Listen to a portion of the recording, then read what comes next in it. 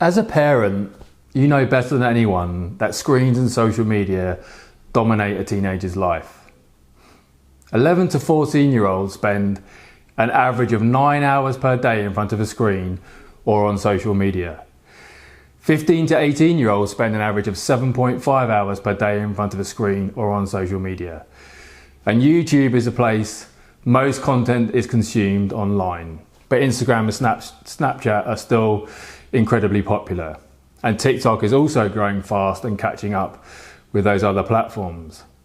So 95% of teenagers have access to a smartphone, and 84% have access to a game console, and 45% say they're online most of the time. And these numbers keep on rising year on year. And as a parent of a teenager, I'm sure this is one of the most important and pressing issues for you. It certainly feels like that parenting a teenager is much harder now than ever before because of the disruptive influence of technology in family life. And it often doesn't make a lot of sense why your teenager, why they want to spend so much time consuming endless YouTube videos, playing games for hours at a time, messaging on social media, and can never be without their phones. So in this lesson, I want to help you as a parent understand why teenagers spend so much time in front of a screen and on social media, and reveal what is going on inside their brain to drive their obsession with screens and social media, and unpack the effects of gaming on the teenage brain.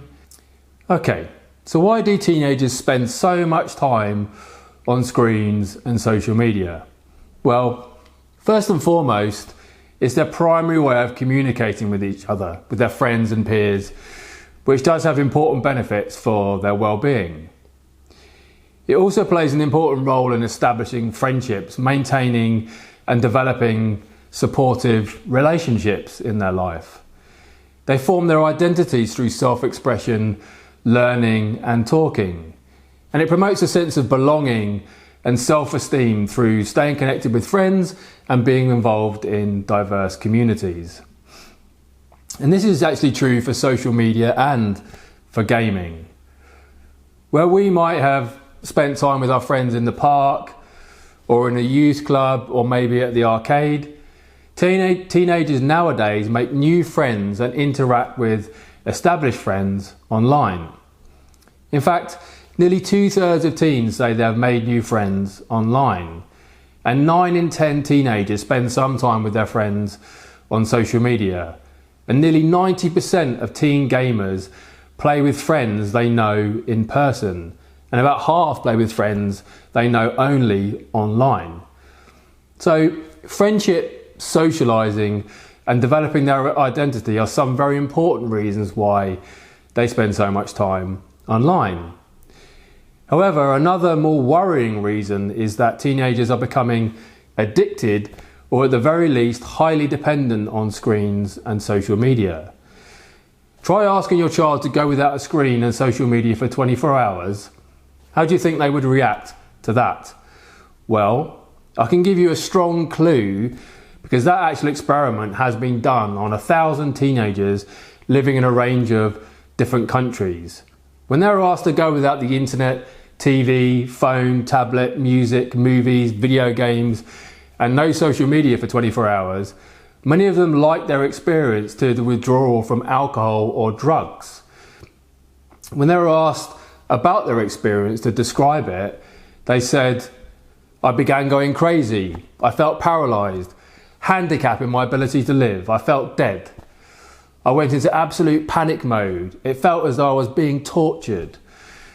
I was itching like a crackhead because I could not use my phone. I was edgy and irritated. I got really agitated and anxious." That's some of the things that they said. So what is going on inside their brain to drive this sort of dependent and addictive behaviour? Well, as we discussed in lesson 2, taking risks, the teenage brain is much more susceptible to addiction than the adult brain. And what we call behavioural addiction to things like gaming and social media produces exactly the same changes in the brain as chemical addictions to drugs and alcohol. So addiction actually hijacks normal brain function. So particularly the reward system in a brain area called the striatum, where habits are formed. The striatum weighs up whether or not they should repeat a behaviour and form a habit from that behaviour. So your teenager develops habitual or addictive behaviours on their screens and social media by learning the relationship between their action and the subsequent outcomes on these platforms. So for them to develop a habit or addictive behaviour, there are three ingredients: a trigger, a behaviour, and a reward. So if they see a notification on their phone, that's their trigger. That will make them look at their phone, check social media, that's their behaviour, and receive new likes and follows on their social media, that's their reward. And the reward is signalled in their brain with a hit of a brain chemical called dopamine. So this gives them a pleasurable feeling as they look at their phone and see engagement with their social media. So every ring, ping, beep, message results in a pleasurable feeling and a rush of dopamine inside their brain. So they keep on checking their phone to keep experiencing this feeling. So dopamine reinforces their brain's association between the things they do and feelings of pleasure, driving them to do those things again and again in the future. And once a habit and reward are tied together in your teenager's brain, the dopamine neurons start firing before they've even performed that behaviour. And the desire to experience this pleasure again and again can trigger cravings for the behaviour, especially when they encounter the same cues, like a notification on their phone. And this is actually what causes the craving itself. Why they feel the need to check their phone, spend hours on social media, and play games to the early hours of the morning. So these cravings can be the first sign of an addiction or a dependency. An addiction to cocaine and methamphetamine, for example, alters the connections between the two halves of the brain and changes brain areas that use dopamine in a very similar way to people who are addicted to the internet. In fact, behavioural addiction of the type we've been talking about to the internet has become so severe in America that the American Psychiatric Association has actually introduced internet gaming disorder as a potential psychiatric diagnosis. And gaming itself is one of the most time-consuming internet obsessions for teenagers. So what are the immediate and long-term effects of things like gaming on a teenager's brain? Well, an average young person, especially boys, will have played 10,000 hours of video games by the age of 21. That's more hours than you need to put in to get an undergraduate degree from university. And we know that gaming changes the teenage brain. Obsessive teenage gamers who show signs of addiction are much more willing to take risks, which fits with them having a smaller part of their brain, just here, called the orbital frontal cortex, which normally regulates their risk-taking. They have fewer brain pathways to their frontal lobes, which regulates their rational thinking and emotions, and their brain develops more pathways to areas involved in addiction. But a modest amount of gaming, like any form of learning, is actually good for the teenage brain. It's good for their memory, it's good for their vision, and it's really good for hand-eye coordination. But obsessive gaming at the expense of other activities appears, like addiction, to have both immediate and long-term negative effects on the brain. The brains of teenagers who play online games obsessively, let's say 10 hours a day, 6 days a week, shrink by as much as 20%. And this shrinkage is particularly noticeable in the brain areas that control their speech, memory, movement, emotions, impulsiveness, and inappropriate behaviour. This shrinking and reduction in brain connections in the front part of their brain impairs their ability to make decisions, including the decision to turn off the computer and stop playing the game itself. All of the brain areas that are affected by gaming have been implicated in alcohol, heroin, cocaine, and marijuana addiction in adolescence. And unfortunately, it's hard to avoid the conclusion that there are many negatives for a teenager's brain and behaviour from excessive gaming and internet usage. So what can you do as a parent to manage their use and time on screens and social media? And now to the strategies that you can try out at home with your teenager to better support them with their time on screens and social media. Remember, this is not intended to create more work for you at a time when you may already be feeling overwhelmed by the demands of parenting a teenager. Instead, this section of our lessons is designed to help you put into practice your new understanding of why your teenager behaves in the ways they do and to improve your relationship with them. For this lesson, perhaps more than others, there are lots of things to think about. We are the first generation of parents who are having to navigate this with our children and teens, and there is no manual to tell us what will end up being the right or the wrong ways of doing this. We're having to find our way in the best ways we can. So, before we get into the specific strategies, be kind to yourself as a parent. You may not have the time or the energy to implement a lot of these strategies, and that is okay. You may feel some of them are not appropriate or do not fit with you for whatever reason, and that's okay too. Some won't work, some may take time to work. What's important is that you try different things and find out the things that work best for you and your family.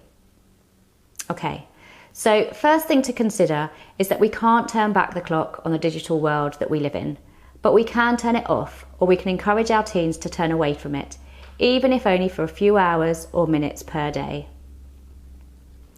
We have to accept that this is part of our world, and importantly, part of their world now, but we can make sure we're putting in boundaries around the time that they have access to it, and the earlier we do this with our children, the better. Teenage brains are not mature enough to manage free rein with their devices. So if we can put in place firm but fair boundaries around the use of screens as soon as we allow our children to have access to them, this will help them to make positive choices in their use as they get older.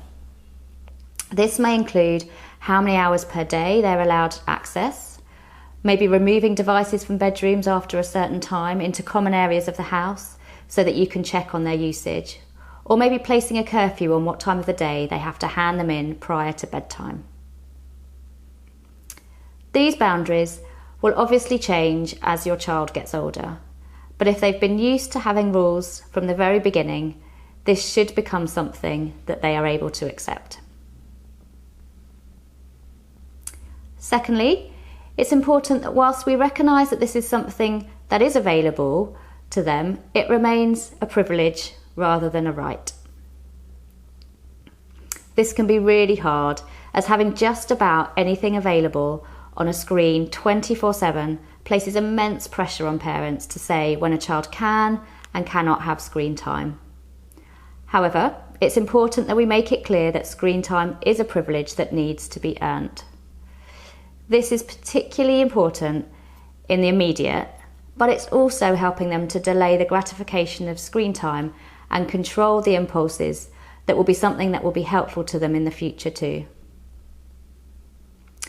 Because of being a privilege, we can also make our teenagers aware that screen time can be something that can be taken away at any time. As such, help them into a routine where they need to complete maybe homework or household jobs before they turn on the TV or start up their computer. And if they don't, screen time will be reduced or will be taken away from them. Thirdly, we are the most important models to our children, and so just as with other behaviours, if we model to them our own boundaries around screen time, this will help them to follow suit.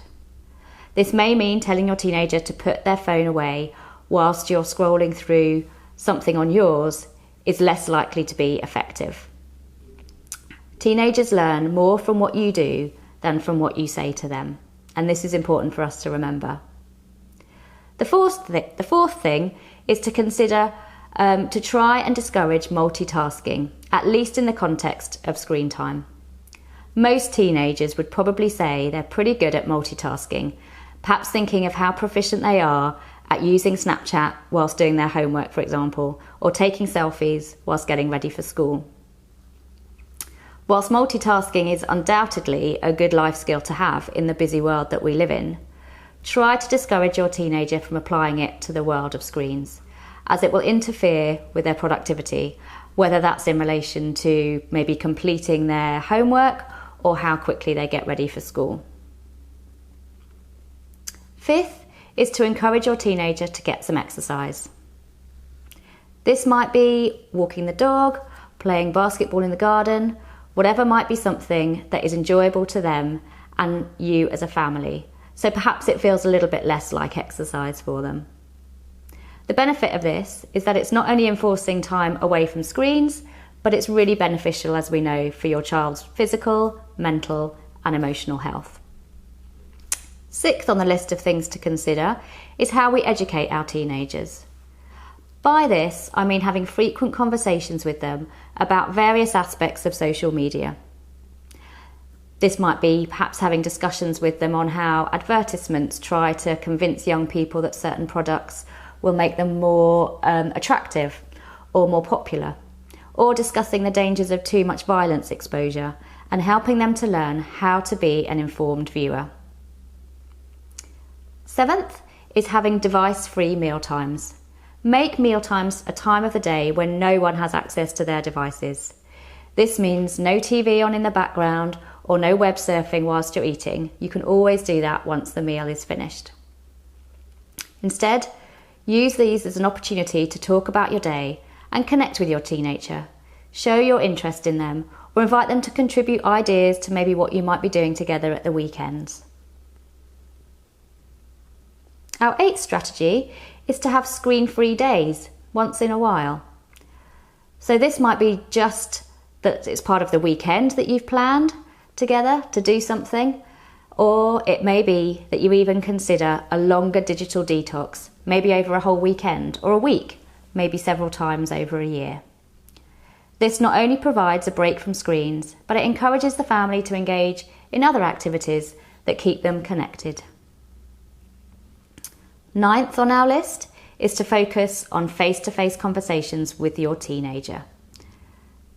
Whilst it may be true that they appear better able to communicate with you, perhaps over WhatsApp, don't use this as the only means of communication between you.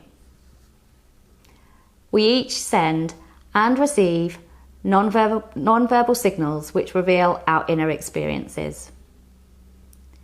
Having face-to-face communication with our teenagers allows us to keep an eye on these subtle signals through maybe things like eye contact, facial expression, tone of voice, posture, gestures, touch, and intensity and timing of responses.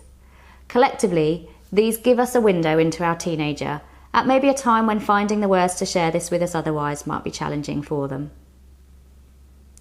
10th is to schedule a family activity that doesn't involve the use of devices.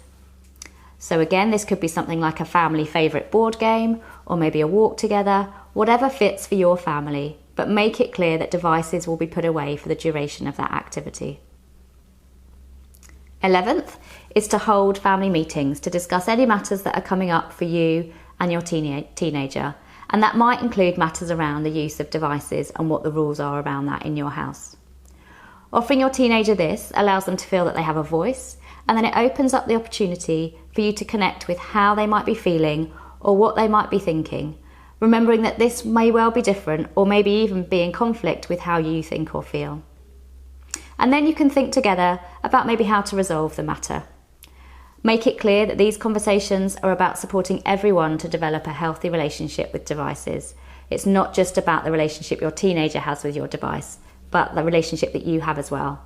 We're often not great at practicing what we preach, so this can end up being a discussion that is really helpful to everyone in the family. Our final strategy is to have a united front. Putting some or all of the above in place is all well and good, but it needs parents to be working together and to be consistent. So before setting any limits and boundaries, make sure you as parents are in agreement and feel that you're able to realistically implement them. This is important whether you're parenting in the same household or maybe in separate homes. So there's a lot there to think about, but hopefully this offers you some ideas to start trying out with your teenager around their use of screens and social media.